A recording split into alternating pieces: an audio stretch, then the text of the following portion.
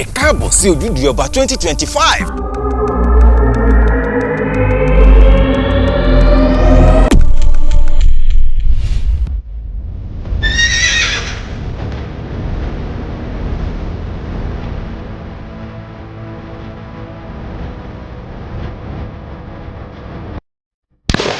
Níbo ni Ojúde Ọba ti bẹ̀rẹ̀? Níbo ló ti ṣẹ̀ wá? Àwọn wo ló kọ́kọ́ ṣe Ojúde Ọba nílẹ̀ Ìjẹ̀bú?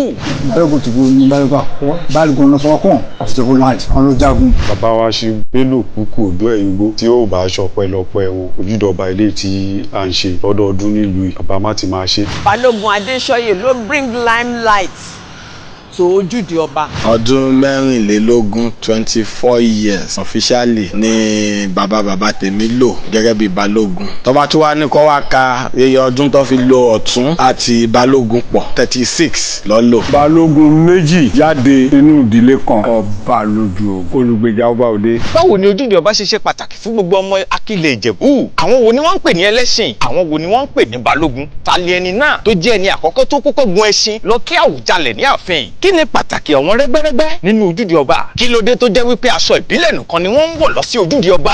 Tí o bá wọ aṣọ òyìnbó wá bóyá o wọ shirt and trouser, wọn ò ní fún ọ ní àpọ́nlé tó tọ́ àti tí ó yẹ. Kí ló dé tó jẹ́ wípé agbádá, dànsíkí, tòbí àti bẹ́ẹ̀ bẹ́ẹ̀ lọ ni wọ́n máa ń wọ̀ ní Ojúde Ọba?